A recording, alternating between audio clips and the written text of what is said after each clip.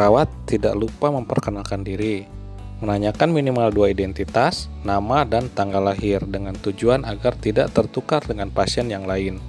Meminta persetujuan memasang IV kateter, menjelaskan prosedur pemasangan dan melakukan kontrak waktu pemasangan. Adapun alat yang dibutuhkan dalam pemasangan cairan infus ini, yang pertama adalah IV kateter atau intravena kateter, yang kedua adalah cairan infus, yang ketiga adalah infusion set, yang keempat adalah tourniquet. Jika tidak ada boleh dimodifikasi dengan menggunakan handsgun.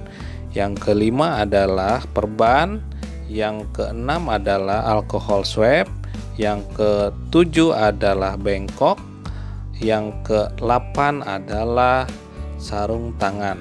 Sebelum kita melakukan tindakan, kita tidak lupa melakukan hand hygiene. Selanjutnya, tidak lupa menggunakan sarung tangan dengan tujuan agar tidak bersentuhan langsung dengan cairan tubuh pasien. Langkah selanjutnya adalah mempersiapkan infus set dengan menaikkan bagian klem ke dekat chamber tetesan infus. Bungkus dari infus set tersebut jangan kita buang karena itu bisa kita gunakan untuk dimodifikasi sebagai alas ketika nanti akan melakukan penusukan. Menusukkan penetrated needle infus kepada cairan infus dengan berhati-hati agar tidak menyentuhnya secara langsung karena bagian tersebut ada steril. Selanjutnya mengisi chamber drop pada batas yang sudah ditentukan. Mengisi selang infus dengan perlahan-lahan menggunakan teknik bejana berhubungan agar tidak banyak cairan infus yang terbuang dan tidak ada emboli pada selang infus. Selanjutnya adalah memilih vena yang akan kita tusuk dengan cara melakukan klem pada 10 cm di atas penusukan. Pilih vena yang paling lurus dan hindari daerah tekukan karena hal tersebut dapat menghambat tetesan infus. Yang perlu diketahui, pada intravena kateter memiliki 2 bagian. Yang pertama adalah bagian mandrin dan yang kedua adalah bagian kateter. Ada sedikit jarak antara mandrin dan kateter, di mana pada bagian mandrin terletak lebih depan daripada kateter, sehingga pada saat penusukan yang harus kita pegang adalah bagian mandrin agar intravena kateter tetap tajam. Ketika melakukan penusukan, pastikan lubang jarum selalu menghadap ke atas. Selalu mengajak pasien untuk berkomunikasi sebagai teknik distraksi nyeri. Anjurkan pasien untuk menarik napas jika merasakan adanya nyeri. Lakukan desinfektan pada area penusukan.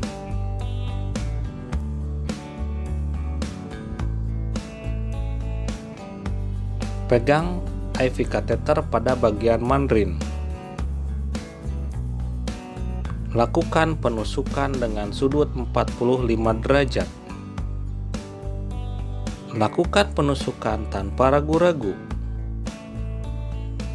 Jika sudah mulai tampak ada darah, maka dapat dipastikan IV kateter sudah masuk ke intravena. Dorong sedikit lagi, lalu tarik bagian mandrin dan dorong bagian vena kateter. Jika darah bertambah, maka dapat dipastikan bagian kateter masih ada dalam intravena. Sambung infus set pada vena kateter.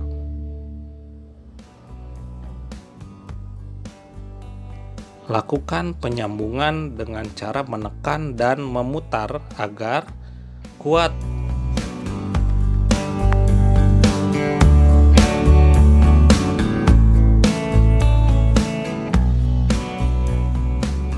Melakukan tes tetesan infus.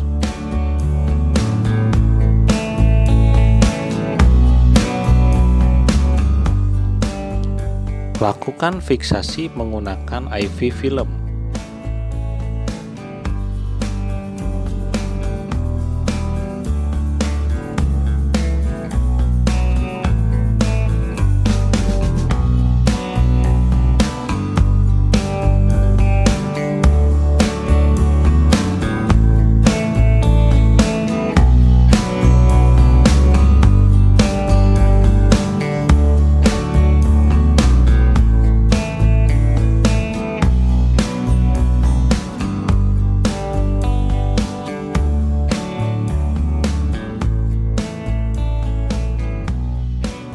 Pasang label yang bertuliskan tanggal pemasangan infus. Untuk membantu dan mempermudah dalam melakukan monitoring pemberian cairan, maka sebaiknya pada label cairan infus dituliskan jam pasang infus, tetes infus yang ditargetkan, dan tulis jam habis. Jika ada obat-obatan tambahan dalam cairan infus yang diberikan, maka jangan lupa untuk ikut dituliskan. Setelah selesai, perawat tidak lupa merapikan alat, membuang jarum pada safety box, melepaskan sarung tangan dan mencuci tangan, mengakhiri kontrak waktu, dan mengevaluasi tindakan dengan menanyakan pada pasien. Dianjurkan memberikan pujian pada pasien atas kerjasamanya selama perawat melakukan tindakan. Baiklah, pemasangan infus telah selesai. Perlu diingat, pemasangan infus merupakan tindakan kolaboratif. Selanjutnya, tindakan mandiri adalah setelah pemasangan infus, kita harus memonitoring cairan dengan baik. Pengaturan tetes infus harus diperhatikan agar pemberian cairan dapat sesuai dengan target yang diberikan. Dengan penulisan jam pasang, tetes per menit, dan jam habis, dapat membantu untuk memonitoring ketepatan terapi cairan. Namun, hal tersebut tidak perlu dilakukan lagi jika kita sudah menggunakan alat bantu pengatur tetes infus berupa infus pump. Untuk pembahasan cairan dan asam basa akan kita bahas di video selanjutnya. Dukung kami dengan like, subscribe, komen, dan share agar kami semangat membuat video-video tutorial selanjutnya. Baiklah, demikian yang bisa disampaikan. Sampai jumpa di video tutorial selanjutnya. Hasta luego, salam perawat Indonesia.